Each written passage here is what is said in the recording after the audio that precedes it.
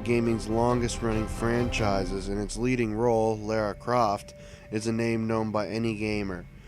She hasn't been doing that well in the 7th generation, with Tomb Raider Underworld being overshadowed by the Uncharted franchise. Therefore, Crystal Dynamics found it necessary to reboot the series. This reboot is simply called Tomb Raider, and it focuses on Lara's transformation from normal girl to the strong, famous woman we all know her as. Is her transformation a smooth and a worthwhile adventure, or should Lara call it quits before she's in over her head?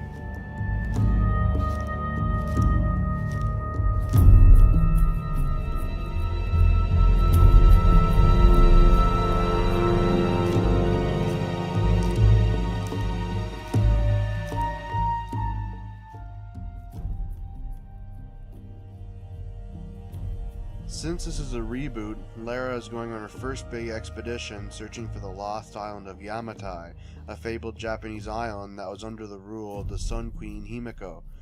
She is accompanied by the crew of the Endurance, which includes her friend Sam.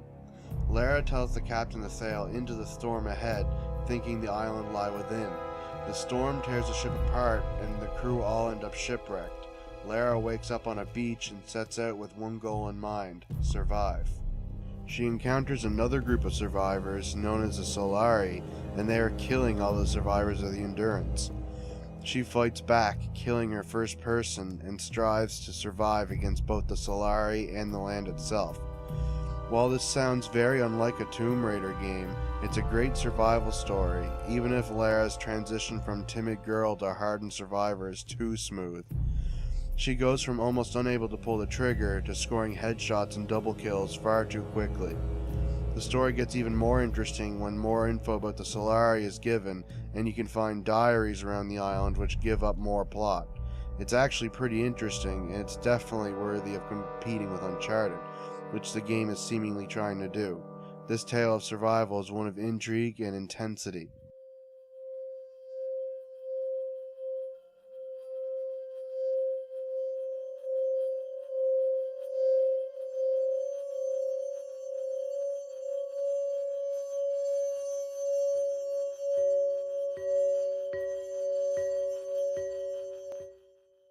The gameplay is similar to both Uncharted and the previous Tomb Raider game. You move around the environment fighting and climbing while searching for collectibles. The climbing and searching is as great as ever. The camera never gets in the way while climbing, and the items encourage you to explore the island more thoroughly. Combat gets even more focus here, however. In this regard, it plays like your average third-person shooter, having you jump from cover to cover, which is automatically done here, firing at your enemies whenever the opportunity rises. As you kill, complete objectives, and find collectibles, you get experience. Whenever a certain amount of experience is gained, you gain a skill point that lets you unlock a new ability. These abilities are mostly passive and affect your climbing speed, ammo capacity, etc., but some actually change things, such as giving you finishers and counters. Quite a few of the enemies rush you with swords rather than shooting you, and these rushes can overwhelm you while you're trying to kill the others. You can find small boxes laying around that Lara can break to get salvage.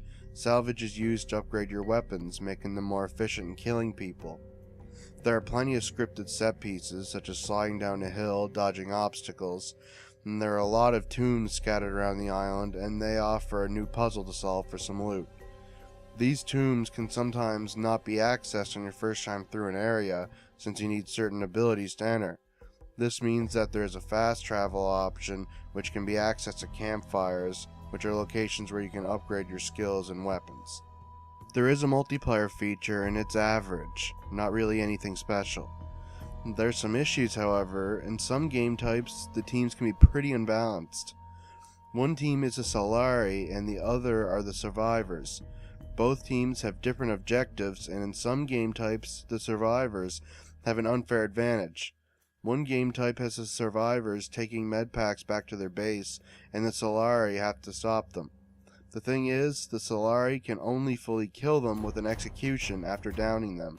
This makes being the Solari mostly unfun, even though both have different character skins and different loadouts. This is a multiplayer that won't last long, sadly. Other than that, the game plays really well and it's loads of fun.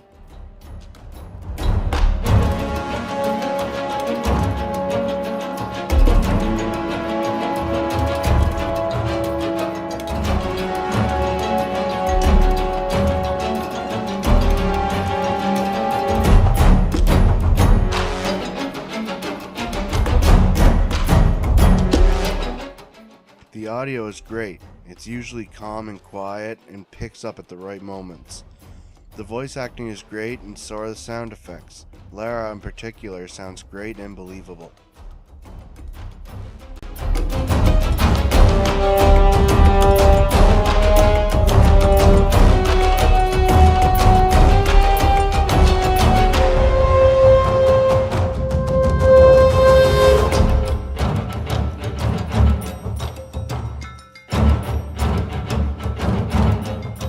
The visuals are beautiful, even in its visceral moments. The island looks great and has a variety of different environments to take in and explore. There is some linear areas and they look really good, but you don't get any freedom in these areas. The character models look good, but Lara's clearly looks better than everyone else's. She gets cut, bloody, and dirty. The dirt washes off with water and the water looks great. There are obviously repeating enemy models and some animations look awkward, but the game mostly paints a believable picture. The combat looks great and has great feedback. This is one area where being a Square-Enix game pays off.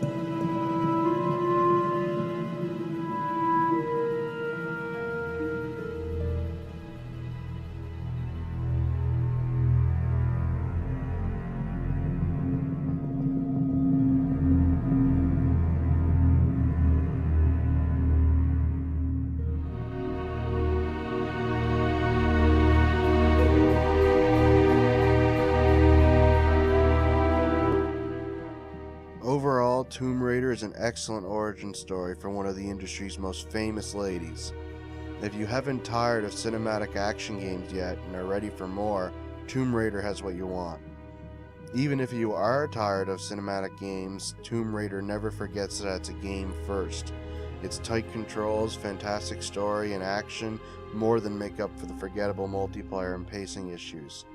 I say it's your turn to get shipwrecked. Lara Croft finds herself with a 9/10.